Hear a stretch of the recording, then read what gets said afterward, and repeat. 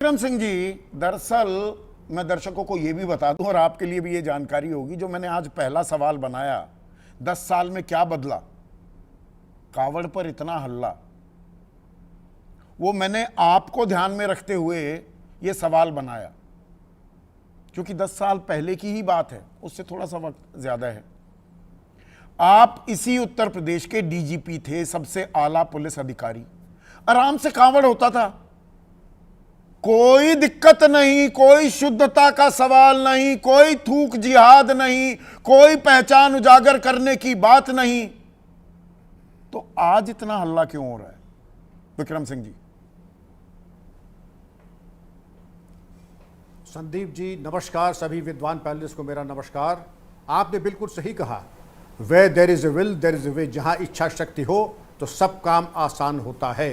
Policing कोई किसी की मोहताजी से थोड़ी होता है।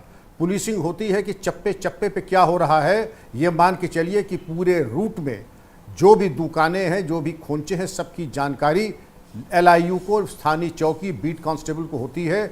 और जात छुपाना तो छोड़ दीजिए, उसकी वल्दियत, सुकूनत जिसको कि पुलिस की भाषा में कहते हैं, ये हर चीज़ इसकी रिपोर्ट बनती है। और इसीलिए मैं कहता हूं सबसे पहले हम इतना कर लें कि सुप्रीम कोर्ट के हस्तक्षेप की जरूरत क्यों पड़ी, और अगर पड़ी, सुप्रीम कोर्ट ने कोई दिशा निर्देश दिया तो उसका अक्षरशः पालन किया जाए। और अब फिर उसकी अवहेलना हो रही है। नहीं, कानूनों की आप जानते हैं, कानूनों का इस्तेमाल अगर करना है तो लॉ इज एन एस, इसीलिए कहा जाता है। जी, कानून का आप बेवकूफ भी बना सकते हो ऐसे प्रावधानों। अब वो फूड सेफ्टी एक्ट भी है और कुछ कानून हैं उनका, नहीं जी हमने सुप्रीम कोर्ट की अवहेलना नहीं की, हमने इस कानून के तहत ये दिशा निर्देश जारी किए हैं। पर दरअसल जो सुप्रीम कोर्ट ने रोक पिछले साल लगाई थी, आप उसको दरकिनार करते साफ दिखाई दे रहे हैं। ऐसी क्या मजबूरी है? इतना क्यों जरूरी है ये पहचान बताना? ये बिल्कुल नहीं करना चाहिए संदीप जी। संदीप जी, सबसे पहले ऐसा कोई काम जो समाज में किसी प्रकार की सांप्रदायिकता को बढ़ावा दे, उससे परहेज करना चाहिए। जातीयता को बढ़ावा दे, उससे परहेज करना चाहिए। और अगर हम नाम वगैरह पूछ रहे हैं, अरे भाई हम लोग तो यहीं के हैं, कितने साल कांवड़ की यात्रा निकाली, चप्पे चप्पे पर हमारी मौजूदगी है, हम जानते हैं कौन क्या है। और बेहतर ये होगा कि जिसको इतना परहेज करना, तो हर 5वें किलोमीटर के उसके पहले हर किलोमीटर पे तो भंडारे लगे हुए हैं। और ऐसा भंडारा लगा कि जो कि ढाबे में नहीं तो सरकार लगा देना भंडारे का सेवन करे। विक्रम सिंह जी, जब सरकार पुष्प वर्षा करती बिल्कुल है लगा दे, लेकिन कांवड़ यात्रियों पर, तो जगह जगह हर 5 किलोमीटर बाद भंडारे लगा दे। हाँ, ये भी एक विकल्प है। लेकिन संदीप जी, भंडारा तो एक बहाना, अभी तो जो औचित्य है, हमें क्या लगता है कि हमने एक विवाद ढूंढ लिया है और विवाद ढूंढ करके उसका हम ताबीज बना करके उसका प्रचार प्रसार कर रहे हैं, जिसका कोई औचित्य नहीं है। हम बिना नाम पूछे इसको हम अवॉइड कर सकते थे, नहीं कर सकते थे। हम कहावत है, there is always a best way of doing everything.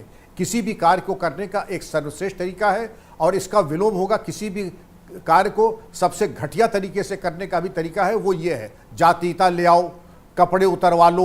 अब और नहीं, आप क्या अब क्या ये करेंगे, 5000 तथाकथित ये जो भी स्वामी है, हैं, स्वामी अपने आप को कह रहा है, कोई योग साधना आश्रम चलाता है यशवीर, अब 5000 लोगों को अपने अभियान में जोड़ लिया है। और जो ताज़ा जानकारी शो शुरू करने से पहले ही मैंने अपने सहयोगी, अपने रिपोर्टर से जो ली मुजफ्फरनगर से, 3 दिन का वो नोटिस, 3 दिन की मियाद दी गई, 3-6 लोगों को नोटिस दिया है पुलिस ने, मुजफ्फरनगर पुलिस ने, वो आज खत्म हो रहा है। ये यशवीर कह रहा है कि हमारे इन लोगों पर कोई भी कार्रवाई हुई तो फिर देखना हम कितना बड़ा आंदोलन करेंगे। मतलब होते कौन हो भाई तुम? यशवीर तुम सुपरिंटेंडेंट ऑफ पुलिस हो, तुम कप्तान हो, तुम एसएचओ हो, कौन हो? यशवीर जी स्वयंभू अपने को बना रहे नेता, एक चौकी थाना अध्यक्ष भी नहीं, चौकी इंचार्ज जाके इनको कहे अब आइए जरा कुछ योगासन और योगाभ्यास प्राणायाम हमारे कर्मचारियों को सिखाइए, और 15 दिन का शिविर आपका लगेगा। जब कांवड़ यात्रा निकल जाएगी तब योगाचार्य जी आपको रिलीज किया जाएगा। इस तरीके के स्वयंभू नेताओं को इनका स्थान सलाख के पीछे है, और इनके ऊपर जल्द से जल्द कार्रवाई होनी चाहिए। और मेरा परामर्श होगा पुलिस को कि ऐसे स्वयंभू लोगों को उनके ऊपर कड़ाई नहीं, ये पुलिसिया कार्रवाई, क्योंकि you being such a fine officer and you are proud to be a policeman, ये भी मुझे मालूम है विक्रम सिंह जी। अब पुलिस ही प्रशासन कांवड़ियों पर पुष्प वर्षा करे, अच्छा जी कर लीजिए, पर अगर कोई नमाज अदा करने लगे तो नहीं करनी चाहिए सड़क पर, मेरा साफ मानना है। पर वो करे तो यही मुजफ्फरनगर पुलिस 350 से ज्यादा लोगों को 350 से ज्यादा लोगों को नोटिस देती है, उन पर जुर्माने लगाती है और यहां पर चुपचाप बैठ जाती है। पुलिस भी धर्म देखकर अब कार्रवाई करने लगी क्या? Equality before law Sandeep ji, ना मैंने पहले ही कहा था, पुष्प वर्षा करने का कोई औचित्य नहीं है।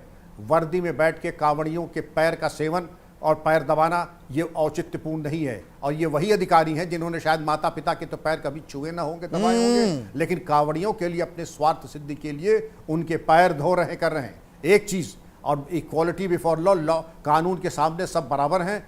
अगर आपने फूल बरसाया है वो भी गलत है, और नमाज अगर हो रहा, हमने, मैं तो प्रयागराज में बेली हॉस्पिटल में एक महिला थी जिसका पुत्र बीमार था, वो नमाज पढ़ रही थी, उसने खुल के कहा कि महिला एक किनारे नमाज पढ़ रही थी, उससे किसी को कोई व्यवधान नहीं हो रहा था और कोई अपराध नहीं बनता है। सोशल मीडिया गलत प्रचार कर रही है। मैं संदीप जी एक निर्भीक होकर के कम से कम कानून और अपनी अंतर आत्मा को हाजिर नाजिर मान के तब कार्रवाई कीजिए। मनमाने तरीके से कानून की व्याख्या न करें, एक रूपता रखें। और आप देखें अगर किसी को कोई व्यवधान नहीं हो रहा है तो कांवड़ यात्रा में भी किसी को कोई दिक्कत नहीं होती है और न ही नमाज में किसी को कोई दिक्कत होती है। लेकिन नमाज के ऊपर तो आप छाती पे चढ़ के नोटिस इशू कर दें और कांवड़ यात्रा में आप फूल बरसाएं, ये साफ दिखाई पड़ता है कि मैं बैरी सुग्रीव प्यारा। ये इस तरीके के दोहरे मापदंड बिल्कुल अस्वीकार्य हैं। रोहित, अगर